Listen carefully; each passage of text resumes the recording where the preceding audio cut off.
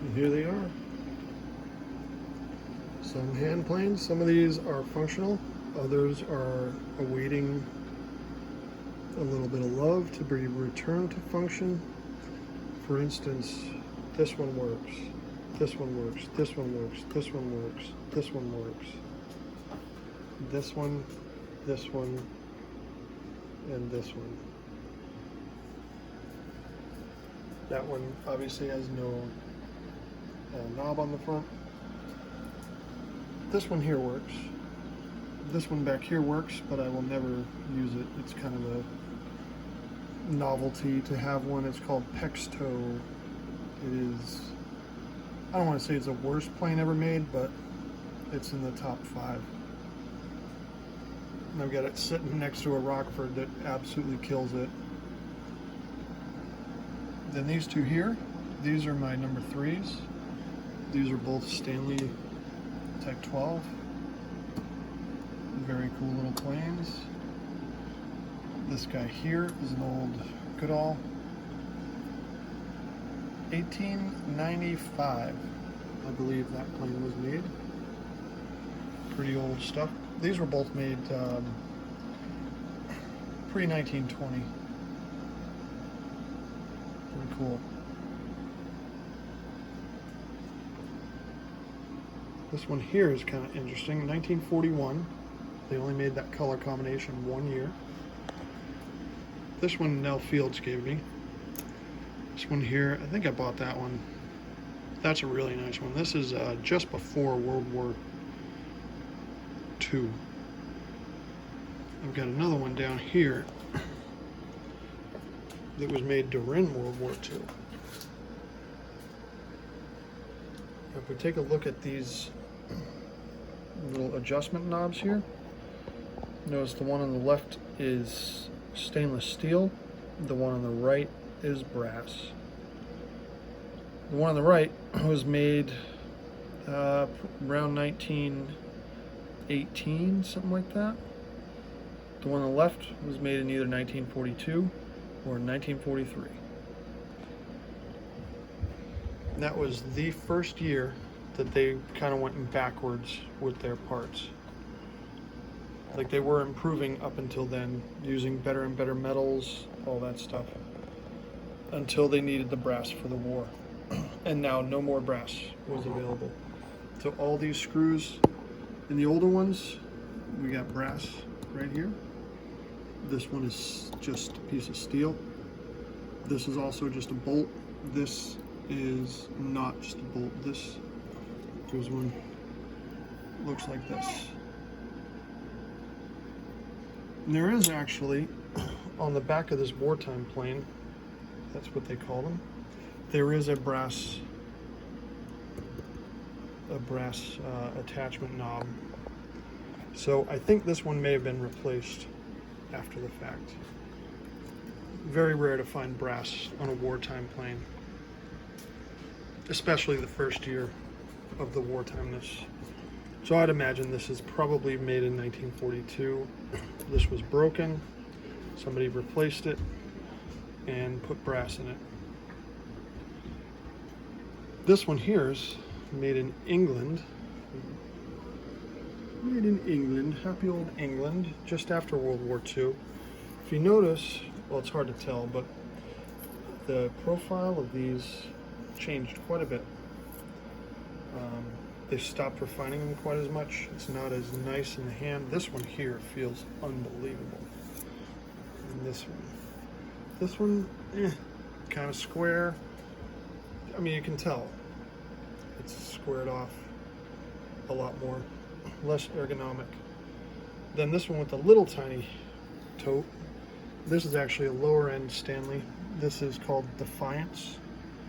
They made kind of a homeowner's type of thing.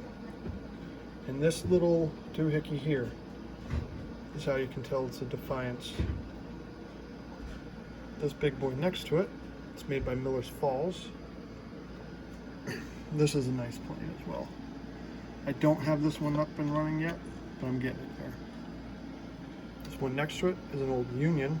This was actually a company that Stanley bought and started making planes under that name as well. So it's kind of an interesting, interesting history. You can really see the progression through the old planes, see the improvements they made. One of the things that was the biggest improvement that they did was this short little knob here. People were forever hitting their fingers on it, so they made them taller. It's just easier to grab. This, like, it sucks. On this plane it doesn't matter because you're so far out in front of here that it doesn't matter. But on the other ones where you're in close, these tall knobs help. This guy here with the wooden knob with the wire around it, that is an old plane. Maybe the oldest metal plane that I have. That one might be, but I think this one may be a couple years older. 1893 is kind of what I had that one dated at. But yeah, nothing on this table was made after I was born. And then we get into the really old stuff over here. Like, I can't even describe to you how old some of these are. This one here was made in, the guy that made this plane died in 1860. So it was made before that, because ghosts don't make planes. This one here is around the same time frame, along with this one. Then this one here is kind of an interesting plane. I believe this is a number 28. Let me just double check.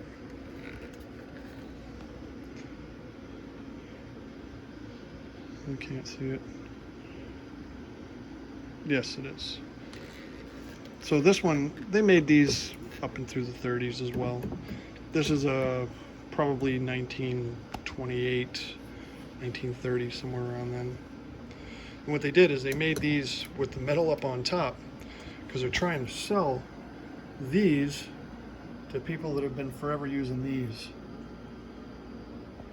So they started making these, and then they figured out that these people that use the wooden ones said, well, why the hell would I use that when this works better to begin with? Which it does.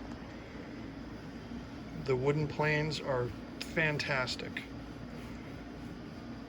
This thing is a complete piece of shit, but it served a purpose. This thing here, Scandinavian or German, not real sure. That one, who knows how old it is. There's no markings on it. They still make them to this day. And it didn't have the metal in it, or we'd be able to tell. But yeah, those are the boys.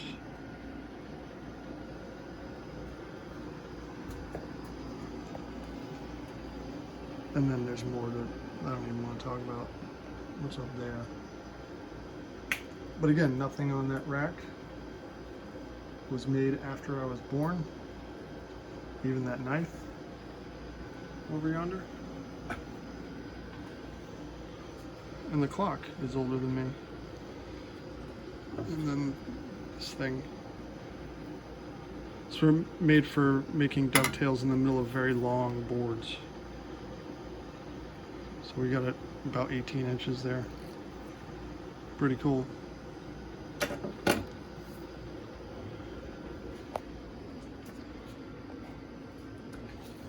And remember,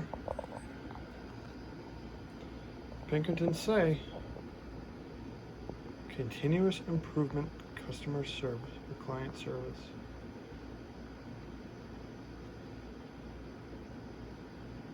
Good words to live by.